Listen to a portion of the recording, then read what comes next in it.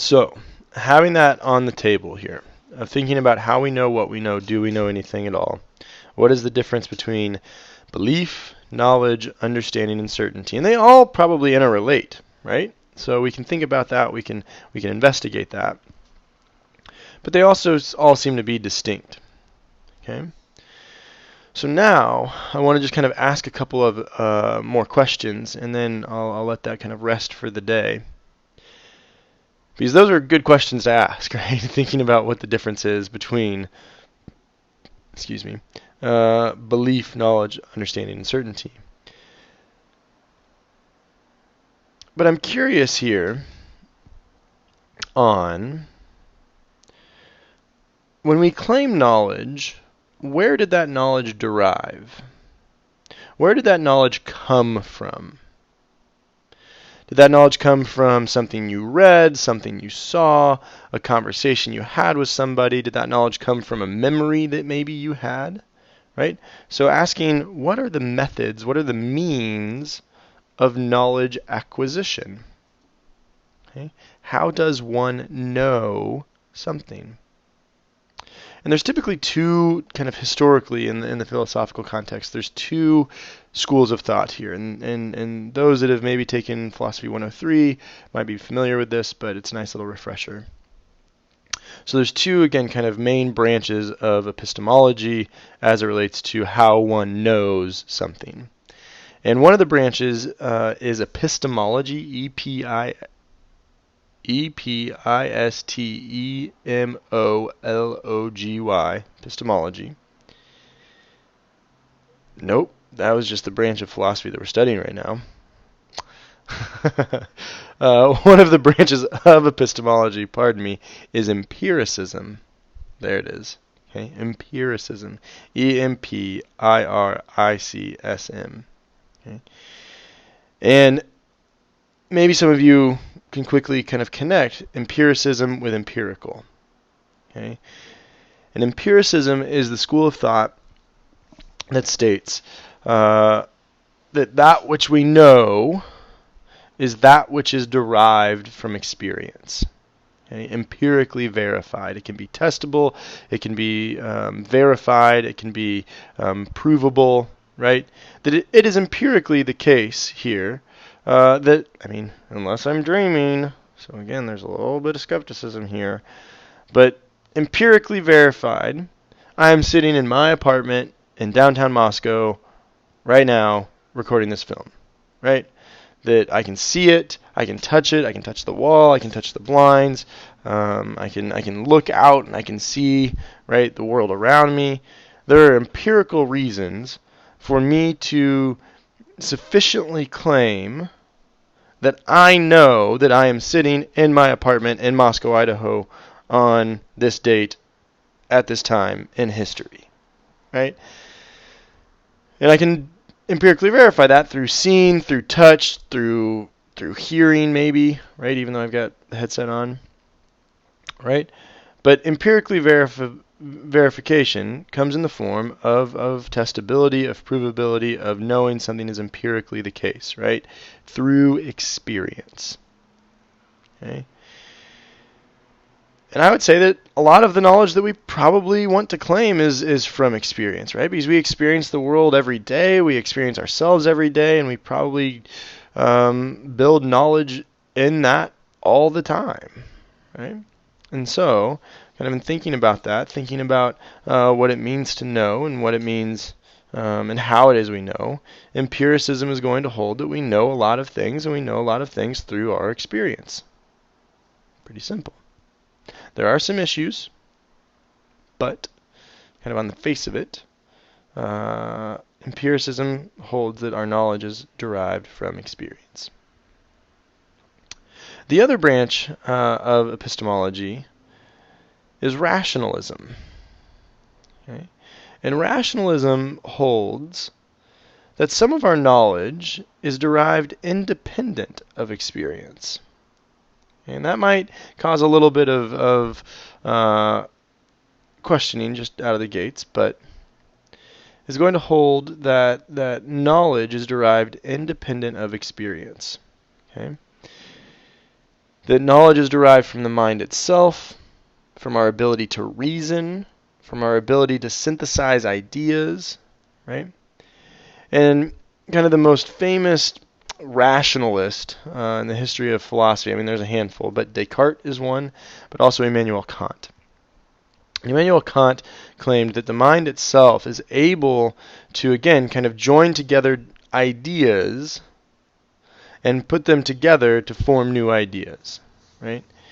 And the idea, I just said idea a lot, and the way that that works in that kind of synthesis is the notion that, right, and he liked to work with math, okay, that independent of me seeing multiple objects, independent of me experiencing the world, the mind itself can, and reason itself, the mind itself, through our ability to reason, can put together the fact, the knowledge, that 2 and 2 is 4. Okay? That I don't need to see objects, I don't need to see the world around me, I don't need to, learn addition tables when I'm young to know that 2 and 2 is 4, right? Or 1 and 1 is 2, right? So independent of, again, and I mean this is, again, a bit tricky just because you're going to see it, right? But without even learning math, without even, having been taught math, if I were to do this, right, and I were to say, how many objects do I have in my hand, right? Yes, you're seeing it and you're experiencing it, but your mind is able to reasonably conclude that there are 2 objects in my hand, okay? And rationalism, in that vein, one of the main takeaways is that it holds that the mind is more powerful than we give it credit to, that we give credit to. The mind is more powerful than we like to credit it. I'm getting confused on how I want to phrase this. The mind is very powerful. How about that? Okay. And the mind itself, through our ability to reason, can and does create knowledge.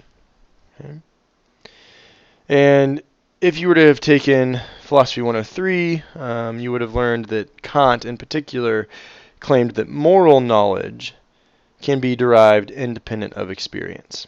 Okay. That we know how it is we ought to act, independent of going out and testing various ways of acting, okay, morally speaking.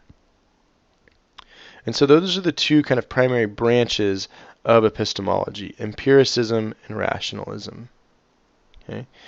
And so there are going to be those that claim that we know things from experience. There are going to be those that claim that we know things through the mind. Maybe both. Maybe it's compatible. Maybe not. Right? So those are the 2 kind of primary ways of thinking about it. Pardon me.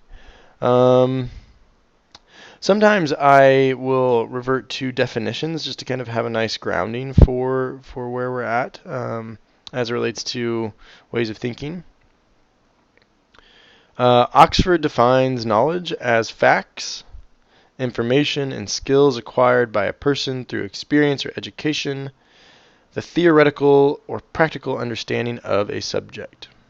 So again, Oxford defines knowledge as facts, information, and skills acquired by a person through experience or education. So again, maybe playing on that notion of rationalism and empiricism. The theoretical or practical understanding of a subject.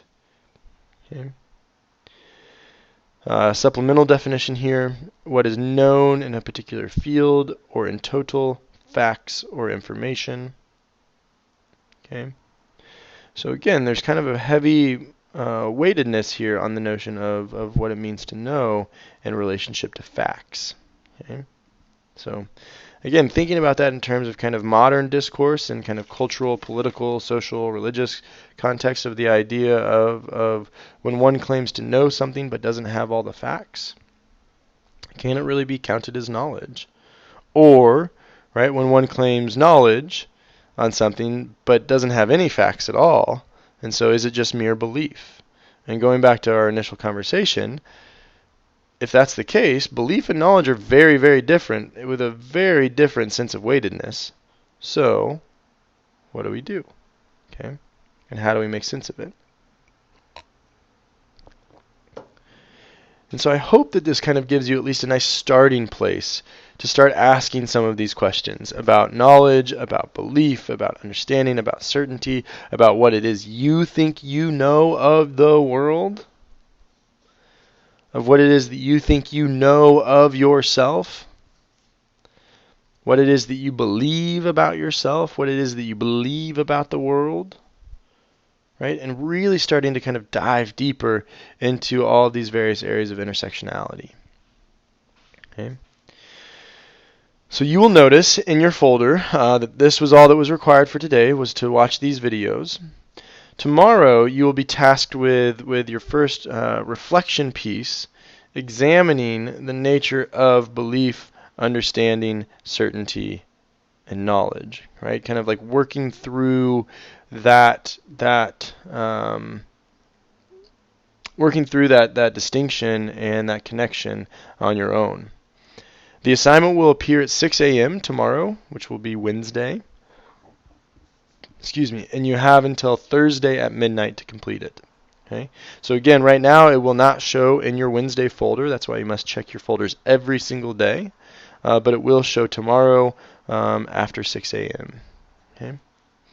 I don't think that there's any other assignments for Wednesday, but check your folders. Check your folder, check your folder, check your folder, check your folders every day, every day, every day, every day.